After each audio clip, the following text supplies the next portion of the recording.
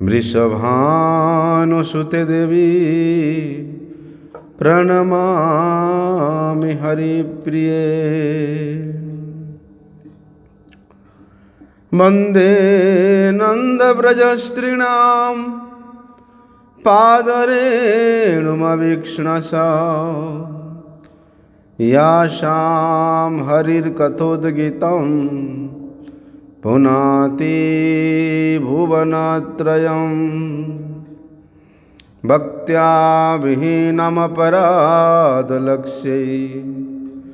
क्षिप्ताश्च कामादितरङ्गमध्ये कृपामयि त्वां शरणं प्रपन्नं। वृन्दे नमस्ते चरणारविन्दं।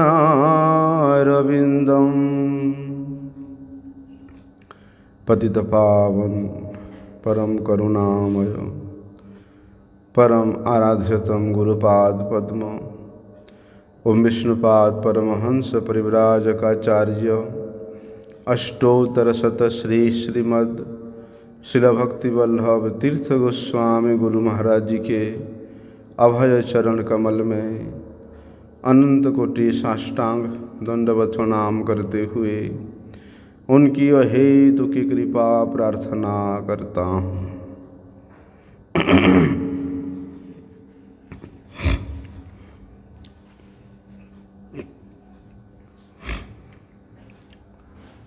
भगवान के भक्तों में समस्त प्रकार के शुभ गुण विराजमान रहते हैं। शास्त्र में कितने प्रकार के क्लेश का वर्णन दिया गया है, कितने प्रकार के पाप का वर्णन है,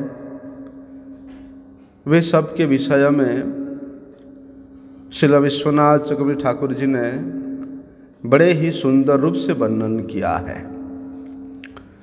तत्रा विद्या स्मृता राग द्वेष अभिनिवेशः पंचक्लेशः प्रारब्ध अप्रारब्ध रूढ़बीज पापात् दयस्तत्मया एव शुभानि दुर्विषय वितृष्ण भगवद विषय शत्रुस्न्यानुकूल्य कृपा क्षमा सत्य सारल्य साम्य धैर्य गांभीर्य मानदत्वत्मानिदत्व सर्वगुण भगवत द्वयगुणाश्च सर्वै गुणे तत्र समासते सुरः इत्यादि दृष्ट्वा ज्ञेयाः।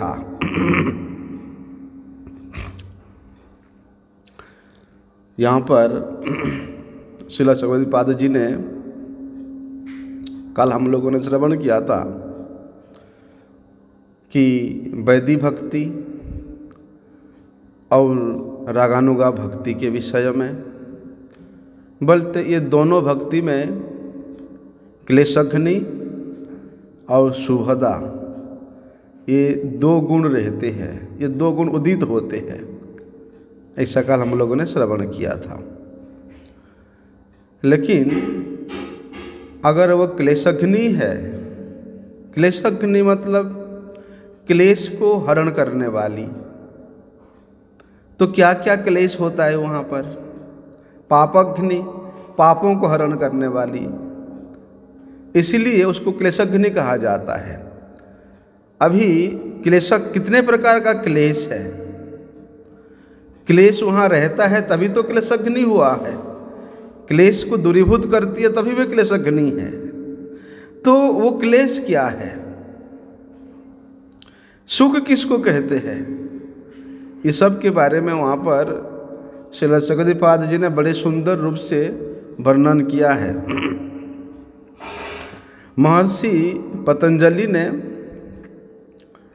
योग दर्शन शास्त्र में उन्होंने सूत्राकार में क्लेशों के विषय में वर्णन किया है कि क्लेश कितने प्रकार के होते हैं। अविद्या अस्मिता राग द्वेषा अभिनिवेश पंचक्लेशः बोलते 5 प्रकार का क्लेश, अविद्या, अस्मिता, राग, द्वेष और अभिनिवेश, ये 5 प्रकार का क्लेश होता है। बोलते हैं जब जीव के हृदय में अविद्या रहता है और यही अविद्या ही ये 5 प्रकार के क्लेशों को सृष्टि कराता है। किस प्रकार से? क्योंकि अविद्या का ये मूल कारण है क्या? संसार के प्रति आसक्त और भगवत विषय के प्रति विरक्त। जब तक जीव के हृदय में ये अविद्या रहता है तब वो कर्म में, अकर्म में, विकर्म में लगे रहता है। उसी में उसका प्रवृत्ति होती है। उसके फलस्वरूप क्या होता है? कर्म करेगा धर्म से हो, क्योंकि कर्म के लिए उसको फल की आवश्यकता है। इसलिए धर्म या अधर्म, पाप या पुण्य रूप उसको अनेक प्रकार के सुख या दुख भोगना पड़ता है। जो सुख और दुख है उसी को ही क्लेश के रूप में वर्णन किया गया है। स्वर्ग प्राप्ति करने का जो सुख है वो भी क्लेश है, क्योंकि कर्मी जन विशेष रूप से स्वर्ग प्राप्ति के इच्छा से कर्म करते हैं, दान करते हैं, पुण्यादि करते हैं। लेकिन स्वर्ग प्राप्ति करना जितना भक्ति के लिए बाधक है, बोलते हैं पाप कर्म के में प्रवृत्त होना उतना ही भक्ति का बाधक है। किस प्रकार से एक व्यक्ति को लोहे के जंजीर में बांध दिया जाए और दूसरे व्यक्ति को सोने के जंजीर में बांध दिया जाए, बंधन तो दोनों में है। एक को लोहे के जंजीर में, एक को सोने के जंजीर में। पाप कर्म में प्रवृत्त होने के लिए उसको लोहे के जंजीर में बांध दिया जाता है, पुण्य कर्म में प्रवृत्त होने के लिए उसको लोहे के जंजीर में बांध दिया जाता है। मतलब इस प्रकार वे अविद्या के कारण अनेक प्रकार के क्लेश को, सुख को, दुख को भोग करता है। अभी अविद्या क्या है? जो 5 प्रकार का क्लेश है उनमें से प्रथम क्लेश अविद्या है। अविद्या क्या है? अनित्य वस्तुओं के प्रति आसक्त होना, अनित्य वस्तु को नित्य समझ करके उसके प्राप्ति के लिए भागना,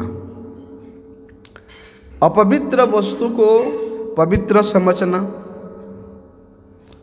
दुख को सुख समझना, और जो अनात्म वस्तु है उनमें आत्मबुद्धि करना, ये है अविद्या। अरे जो देह, गेह, स्त्री, पुत्र, विषय, वैभव, ये सब तो नश्वर वस्तु है, ये हमेशा रहने वाला नहीं है। तो जो नश्वर वस्तु है, जो एक ना एक दिन नष्ट हो जाएगा, विलय को प्राप्त हो जाएगा, ऐसे नष्ट प्राय वस्तुओं को सजा करके, उसके प्रति आसक्त होकर के उनमें अपना सब कुछ शक्ति सामर्थ्य प्रदान करके अपना समय को व्यतीत करना, बोल तो मूर्खामी है। और ये क्यों होता है? अविद्या के कारण होता है। उस व्यक्ति में ज्ञान नहीं होने के कारण, विद्या नहीं होने के कारण ये अविद्या का परिचय है। व्यक्ति चाहे इस जड़ जगत में जड़ विद्या को कितना ही आहरण किए क्यों ना हो, जड़ विद्या का जो अंतिम छोर है वहां तक भी कोई अगर पढ़ाई किए हो, कितने बड़े बैरिस्टर हो, कितने बड़े साइंटिस्ट हो, कितने बड़े से बड़े डॉक्टर हो, IAS IPS क्यों ना हो, अगर वो व्यक्ति भी ये देह गेह स्त्री पुत्र वैभव घर बाड़ी इसको अगर नित्य समझता है तो वो सबसे बड़ा मूर्ख है, वे अविद्याग्रस्त जीव है। अरे देखो ना, ये शरीर जो कि रक्त मांस मेद अस्थि मल मूत्र ये सबसे परिपूर्ण है, तो ये तो अपवित्र है। ये अपवित्र शरीर में भी वे पवित्रता का एहसास करता है, अपवित्र शरीर में भी वे भोग बुद्धि करता है। यही तो क्लेश है, यही तो अविद्या है। क्या होता है, ये छोटे छोटे विषय सुख के प्रति, छोटे छोटे भोग के प्रति आसक्त होकर के उसको जन्म मरण रूप भयावह दुख का चक्र में घूमना पड़ता है, नरक भोगना पड़ता है ना। अनित्य वस्तुओं के प्रति, अपवित्र वस्तुओं के प्रति अगर व्यक्ति आसक्त है तो उसको जन्म मरण के चक्र में घूमना पड़ेगा, नरक इत्यादि अनेक प्रकार की यंत्रणा भोगना पड़ेगा।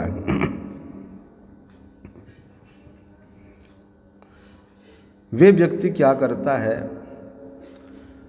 इस विषय सुख में इतना घनीभूत हो जाता है उसके हृदय में कि जो जितना अधिक विषय सुख एकत्रित किया है वो सोचता है कि संसार में मैं उतना ही अधिक सुखी हूँ। जिसके पास, आज मैंने एक न्यूज़ पर पढ़ा था पेपर में, बॉम्बे में एक व्यक्ति है, उसके घर इतना बड़ा है कि उसका एक महीना का बिजली का बिल 70 लाख है, 70 लाख रुपया एक महीना में बिजली का बिल भरता है। मतलब उस व्यक्ति के घर में कितना सुख सुविधा होगा उसके हिसाब से। नहीं, बोलते हैं वे दुख का जंजीर है। वे विषय सुख में, विषय सुख को इतना घनीभूत कर लिया है कि उस विषय सुख रूपी दुख में ही वे सुख बुद्धि करता है। देह दैहिक अनात्म वस्तुओं के प्रति वो इतना अधिक आत्मबुद्धि रखने के कारण वो सबसे बड़ा अज्ञानी है, वे सबसे बड़ा अविद्याग्रस्ती है, वे सबसे बड़ा मूर्ख है। ये प्रथम क्लेश है अविद्या। अस्मिता, अस्मिता क्या है? इस शरीर में मैं बुद्धि रखना और शरीर संबंधी वस्तुओं में मेरा बुद्धि रखना, ये है अस्मिता। मैं और मेरा के अभिमान के मोह में जो मत है वो है उसका अस्मिता, वो है उसका अहंकार। तीसरा क्लेश है राग। आदमी, मनुष्य का प्रायशः ये चेष्टा रहता है कि कैसे उसके दुख की निवृत्ति हो और कैसे वो सुख प्राप्ति करे, है ना। तो सुख प्राप्ति करना और दुख की निवृत्ति करना, और इन्हीं में ही अनेक उपायों को बनाना, चिंतन करना, गढ़ते रहना। दुख निवृत्ति सुख प्राप्ति करने का जो इच्छा है, जो कामना है, उसको कहते हैं राग। ये भी क्लेश है। राग इतना अधिक शक्तिमान होता है कि कोई एक सुखकर वस्तु, कोई एक अभिलाषित वस्तु उसको प्राप्त हो जाता है तो वो चाहता है कि इससे और अधिक कुछ मिले। सुखकर वस्तु प्राप्त करने के बाद उससे भी श्रेष्ठ सुखकर वस्तु प्राप्त करने के लिए जो कामना रहता है वो है राग। उसको विषय राग कहते हैं। और एक है द्वेष। द्वेष क्या है? सुख और दुख के कारण जो विरक्ति होता है उसको कहते हैं द्वेष।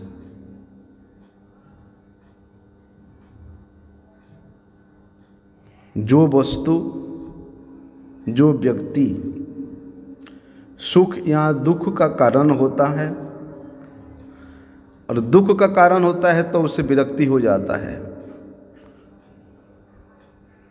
उसको कहते हैं द्वेष। और एक है अभिनिवेश। यह अभिनिवेश है, ये पांचवा क्लेश। ठीक है, उसको शरीर के लिए सुख चाहिए, कुछ सुविधा चाहिए, कुछ सुयोग चाहिए, मिल गया उसको शरीर सुख प्राप्त करने के लिए उसको अनुकूल विषय वस्तु मिल गया। मिलने के बाद उस विषय वस्तु के प्रति अत्यधिक आसक्त हो जाता है।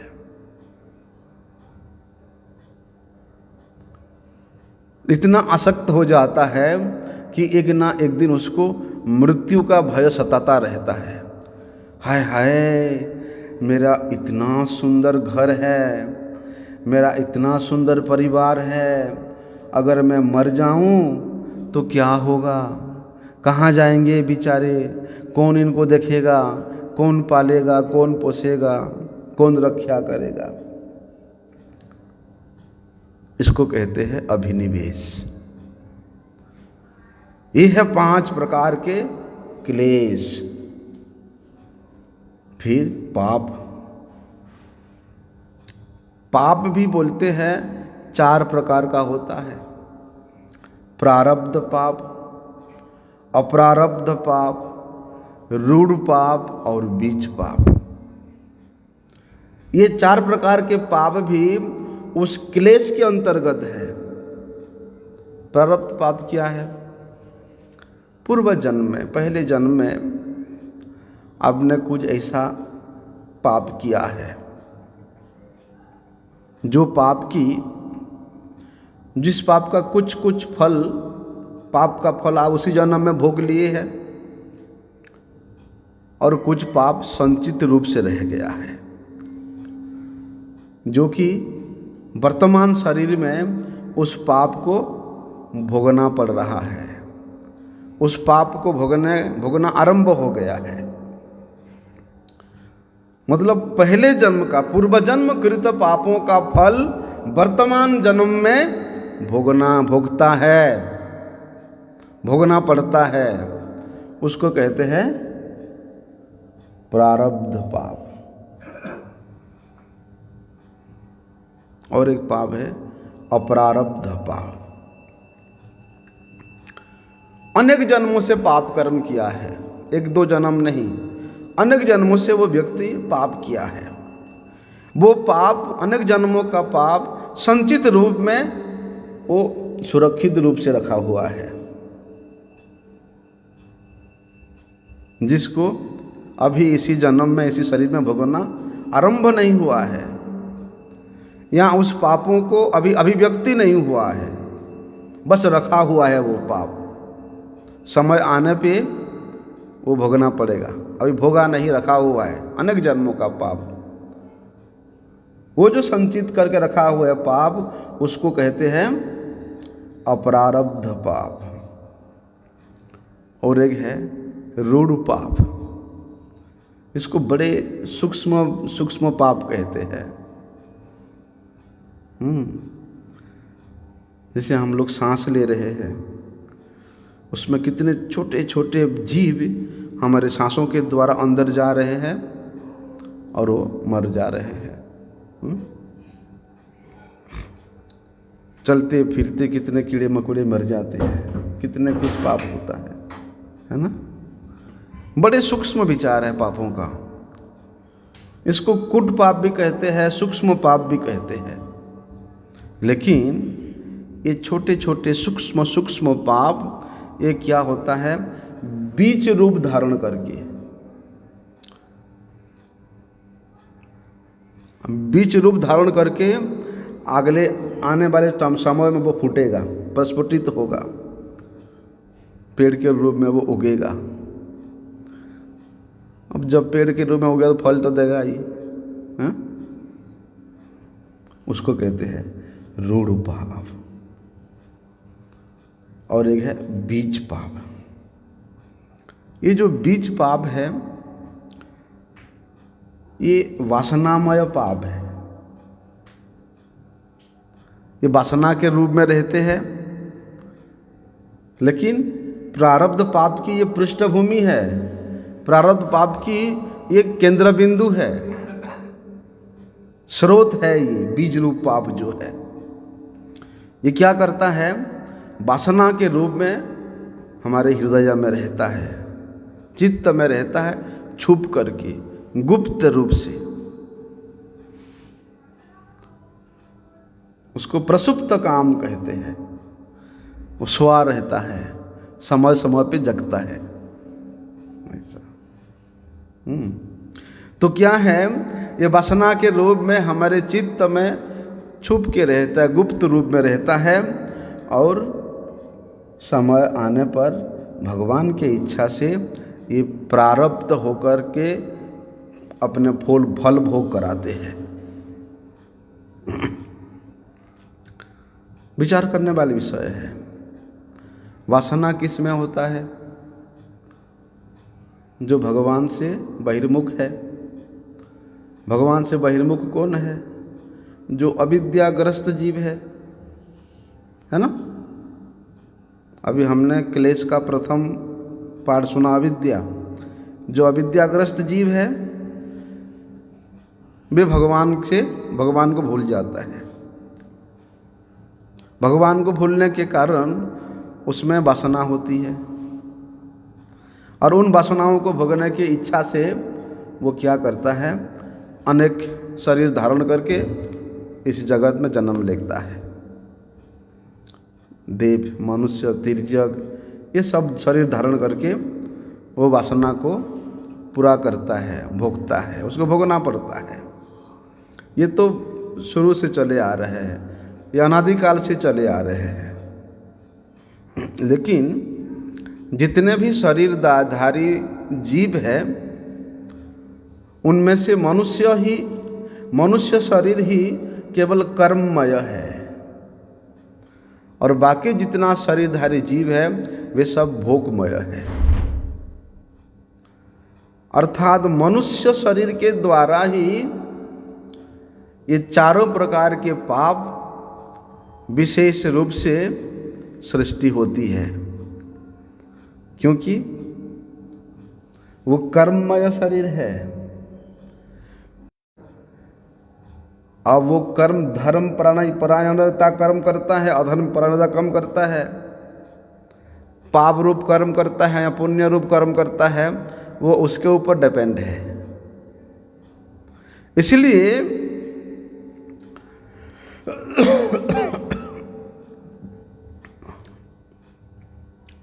वो मनुष्य शरीर कर्ममय देह होने के कारण उसमें अनेक प्रकार के वासना उदित होती है।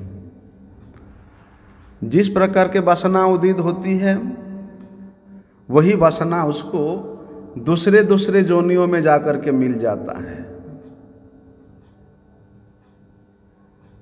मनुष्य शरीर में केवल वासना करेगा, इच्छा करेगा, लेकिन उसका वो इच्छा, उसका वो अभिलाषा, उसका वो वासना इस जन्म में पूरा नहीं हुआ तो उसको उस प्रकार का भोग मिलता है, लेकिन कुकर शुकर ये सब शरीर में मिलता है ऐसा।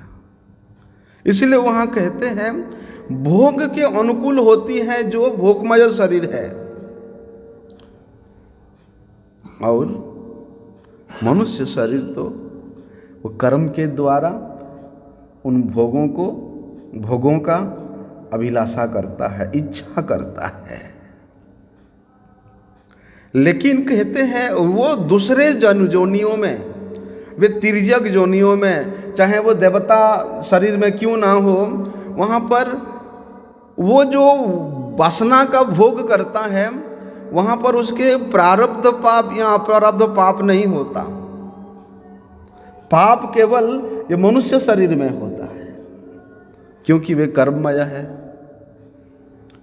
दूसरे शरीरधारी जीव उन वासनाओं को भोग करता है जो कि वो मनुष्य शरीर में पहले वासना किया है, इसलिए प्रारब्ध के साथ उनका भोग भी हो जाता है उन दूसरे जोनियों का।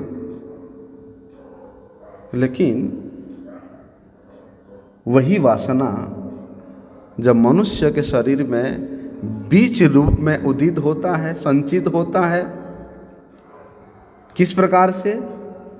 कर्म के रूप में, तब वे मनुष्य कर्म बीज रूप प्रारब्ध में रह करके कर्म बीज रूप प्रारब्ध उसके संचित हो जाता है।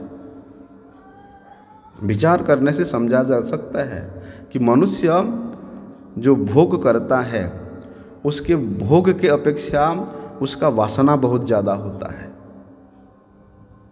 वासना की इतना अधिक्यता है, उसकी कामना में इतना कुशल है। वे मनुष्य देखता है पेट खराब है, भोग और वासना में क्या अंतर है? वासना नाम सुनता कि मैं उसको भोग की इच्छा, भोग की अभिलाषा ही वासना है। मतलब मन ही मन जो सोचता रहता है। हाँ, वो भोग नहीं कर सकता ज्यादा, लेकिन वासना ज्यादा कर सकता है। वासना मतलब कामना, इच्छा प्रकट करना ज्यादा। हाँ, कामना मतलब ये है, ये जो अविद्या है, अस्मिता है, ये जो 5 प्रकार का क्लेश है, अप्रारब्ध रूप जो 4 प्रकार के जो पाप है, ये साधन भक्ति के द्वारा, चाहे वो वैदिक भक्ति के द्वारा हो, चाहे वो रागानुगा भक्ति के द्वारा हो, ये सब के सब नष्ट हो जाते हैं। कल श्रवण किया था ना, क्लेशग्नि। साधन भक्ति 2 प्रकार, साधन भक्ति के जो 2 पत्ते हैं, एक क्लेशग्नि और एक सुभदा। क्लेशग्नि इसीलिए है कि वो ये सब क्लेशों को नष्ट कर देता है, हरण कर लेता है, इसलिए उसको क्लेशग्नि कहते हैं। पद्म पुराण में वर्णन आया है कि प्रारब्ध अप्रारब्ध फलम पापम कूटम बीजम फलोत्मुखम क्रमेणैव प्रलीयेत विष्णुर्भक्तिरतात्मनाम। बोलते जिन लोगों की आत्मा, शरीर, मन, वाणी सब कुछ भगवान श्री कृष्ण की सेवा में लगा हुआ है, भगवान श्री कृष्ण की भक्ति में लगा हुआ है, उनका चाहे अपरारब्ध पाप हो, कूट पाप हो, समस्त प्रकार के बीज रूप पाप हो, वे सब के सब नष्ट हो जाता है। किसके प्रभाव से? भक्ति के प्रभाव से। कहते हैं ना, मनुष्य इस संसार में जन्म लेते ही मृत्यु पर्यंत